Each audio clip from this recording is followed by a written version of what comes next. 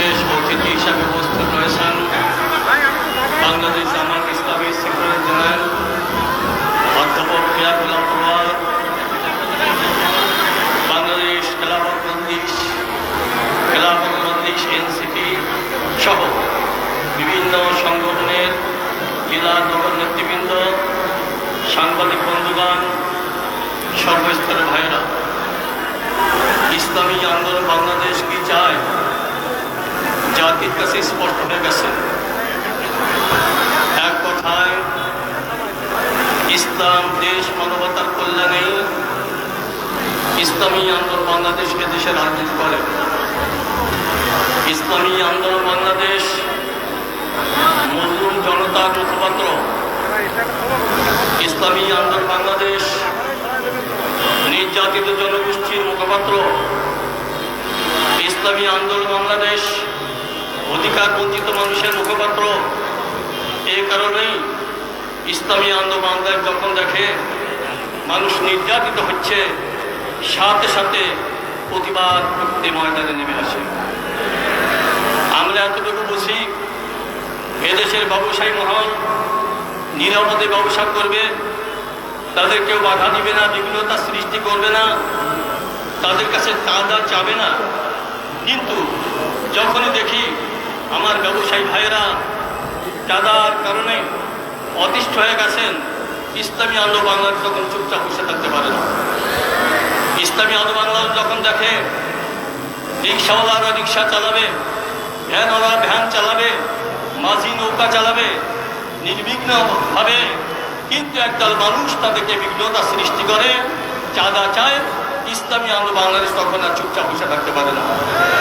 ইসলামী আন্দোলন বাংলাদেশ চায় অফিসের ফাইল চলবে ঘুষ ছাড়াই, কিন্তু যখন দেখি ঘুষ ছাড়া ফাইল চলে না, এই অবস্থায় ইসলামী আন্দোলন বাংলাদেশ বসে থাকতে পারে না।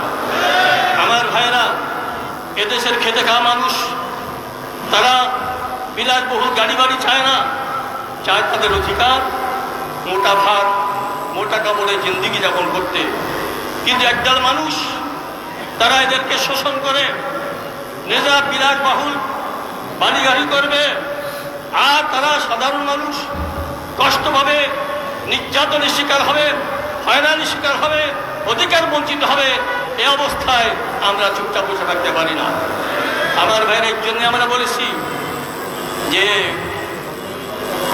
গণহত্যার বিচার করতে হবে। আজকে যদি গণহত্যার বিচার হতো, এই অর্জন আমরা দেখতে হতো না।